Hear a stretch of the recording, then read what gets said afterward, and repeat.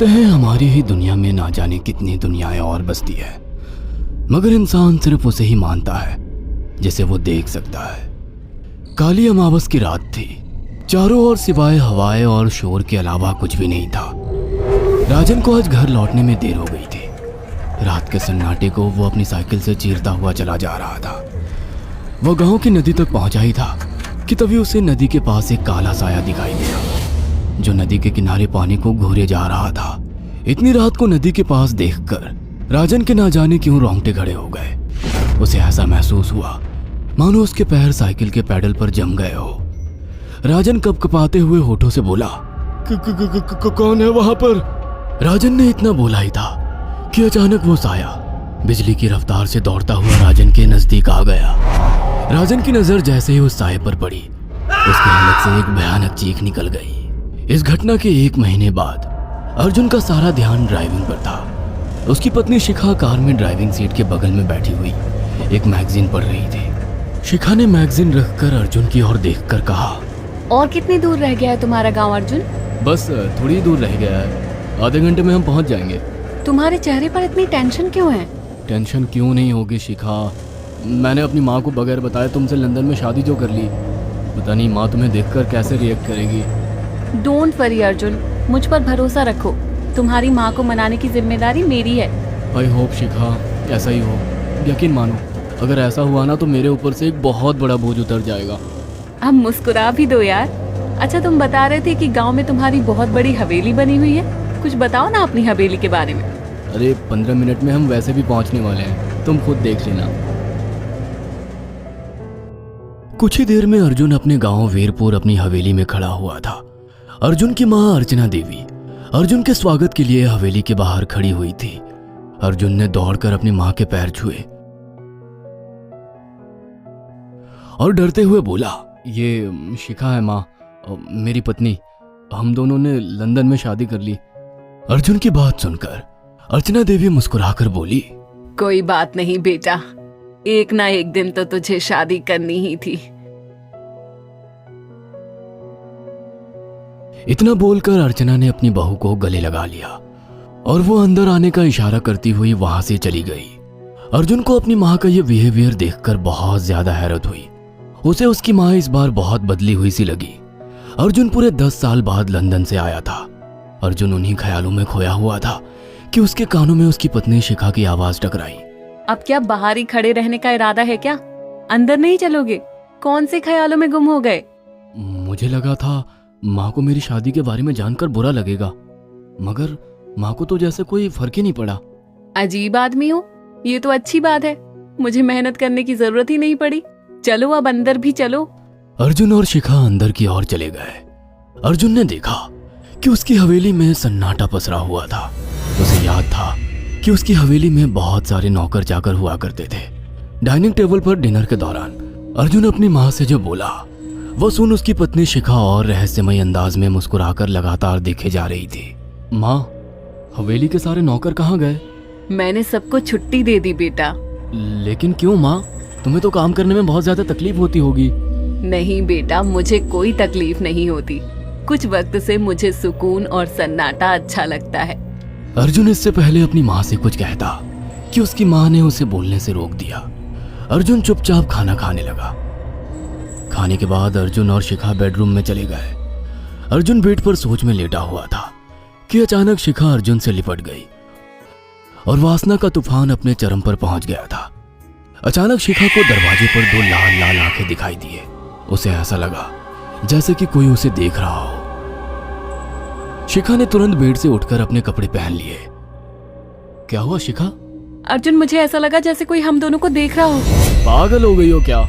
हवेली में सन्नाटा पसरा हुआ है, एक भी नौकर चाकर नहीं है। तुम्हें वहम हुआ होगा। तुमने तो सारा मूड खराब कर दिया शिखा, अब सो जाओ। उस रात अर्जुन तो गहरी नींद में सो गया, मगर शिखा की आंखों से नींद कोसों दूर थी। अगली सुबह शिखा जल्दी उठकर किचन की ओर चली गई, मगर उसने देखा कि उसकी सास अर्चना नाश्ता तैयार कर चुकी थी। माँ, आपने तकलीफ क्यों की? मुझे बुला लेती आप। शिखा की बात सुनकर उसकी सास अजीब से अंदाज में शिखा की ओर देखने लगी। उनके देखने के अंदाज में पता नहीं ऐसा क्या था कि शिखा को अपने रोंगटे खड़े होते हुए महसूस हुए। अर्चना धीरे धीरे करीब कदमों से शिखा के करीब आकर बोली, कोई बात नहीं बेटी, तुम्हें अब यहीं रहना है। तुम सिर्फ मेरे बेटे के साथ प्यार से रहो और जल्दी से मुझे एक पोता दे दो। काम की चिंता मत करो, वो सब मैं कर लूंगी। कुछ ही दिनों के बाद अर्चना गर्भवती हो गई। उसे हवेली में रहते हुए 6 महीने से ज्यादा वक्त हो चुका था और इन 6 महीनों में उसने नोट किया कि जब से वो गर्भवती हुई है, उसकी सास अचानक से आकर उसके पेट पर हाथ फेरने लगती और अजीब से अंदाज में उसके पेट को घूरने लगती। शिखा ने तंग आकर अर्जुन से कहा, अर्जुन, मुझे तुम्हारी माँ का बिहेवियर बड़ा अजीब लगता है। तुम्हारी माँ जब देखो मेरे पेट पर आकर हाथ फेरती रहती है। अरे माँ को अपने पोते के आने का बेसब्री से इंतजार है शिखा, इसमें अजीब लगने वाली क्या बात है? मैं तुम्हें कैसे समझाऊं? मैंने माँ की आंखों में एक अजीब सी चमक देखी है। कैसी चमक? शिखा के मुंह से अचानक से एक अल्फाज निकल गया, जैसे किसी डायन की आंखों में होती है। शिखा की बात सुनकर अर्जुन का गुस्सा 7वें आसमान पर पहुंच गया। वो गुस्से से चीखते हुए बोला, खबरदार शिखा, आगे एक शब्द मेरी माँ के खिलाफ मत निकालना, नहीं तो मुझसे बुरा कोई नहीं होगा। तुम्हें शर्म आनी चाहिए शिखा। जब से तुम यहाँ पर आई हो तब से मेरी माँ तुम्हारी कितनी चिंता करती है। वह तुम्हें समय से खुद नाश्ता बनाकर देती है, खाना देती है, यहाँ तक कि हवेली की साफ सफाई भी वो अकेली करती है। क्या बोलूं अब तुमसे, शर्म आती है मुझे तुम्हें अपनी पत्नी कहते हुए। इतना कहकर अर्जुन गुस्से से कमरे से निकल गया।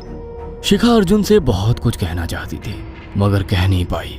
उसने महसूस किया था कि चाहे कितनी भी तेज आंधी और तूफान आए, मगर हवेली के अंदर धूल की एक परत तक नहीं जमती थी और दिन ब दिन अर्चना के चेहरे की झुर्रियां कम होती जा रही थी।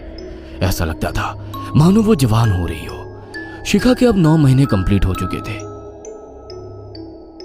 और एक रात अचानक उसे प्रेगनेंसी पेन होने लगे। वो दर्द से तड़पने लगी। ये देखकर अर्जुन घबरा गया। वो दौड़ा दौड़ा माँ को बुलाकर लाया और बोला, माँ, हमें तुरंत शिखा को किसी अच्छे हॉस्पिटल में एडमिट कराना होगा। अर्जुन ने देखा कि उसकी माँ ने उसकी बात को सुना ही नहीं। वो तो बस शिखा के गर्भ की ओर आंखें फाड़ फाड़ कर देखी जा रही थी। अर्जुन एक बार चिल्लाकर कहा, माँ, हमें शिखा को इसी वक्त हॉस्पिटल में एडमिट कराना होगा। नहीं, शिखा की डिलीवरी हॉस्पिटल में नहीं, इसी हवेली में होगी। लेकिन इस हवेली में आपके और मेरे अलावा कोई नहीं है। तभी शिखा दर्द से तड़पने लगी।